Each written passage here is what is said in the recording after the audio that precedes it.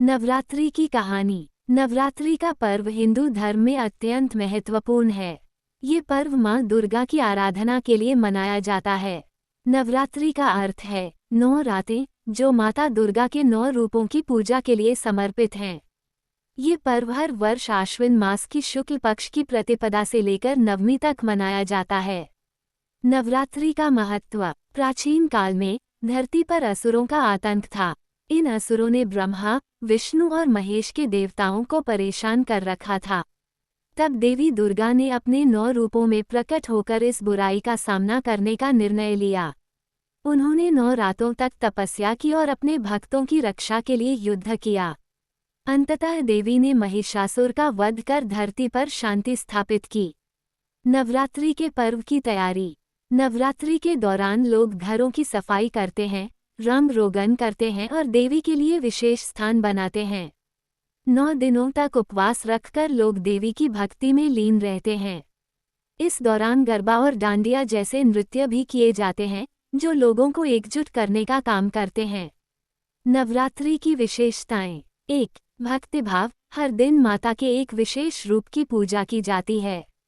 पहले दिन देवी शैलपुत्री, दूसरे दिन देवी ब्रह्मचारिणी, तीसरे दिन देवी चंद्रघंटा, चौथे दिन देवी कूष्मांडा, 5वें दिन देवी स्कंदमाता, छठे दिन देवी कात्यायनी, 7वें दिन देवी कालरात्रि, 8वें दिन देवी महागौरी और 9वें दिन देवी सिद्धिदात्री की पूजा की जाती है। 2. सामाजिक एकता। नवरात्रि का पर्व लोगों को एक साथ लाने का काम करता है।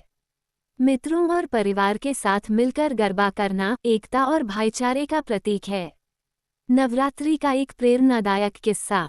एक छोटे से गांव में एक साधारण महिला, सुनीता, रहती थी।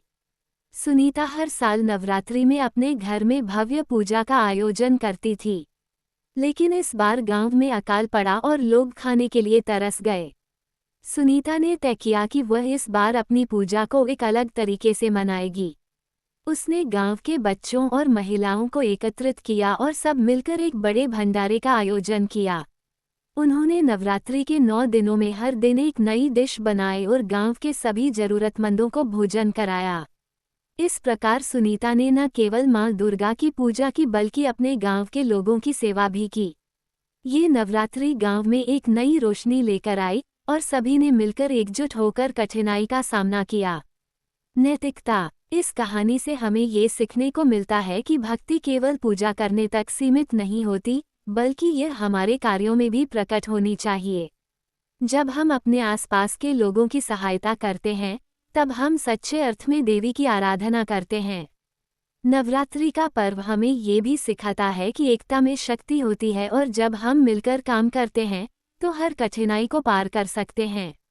इस प्रकार नवरात्रि का पर्व हमें भक्ति, एकता और सेवा का पाठ पढ़ाता है।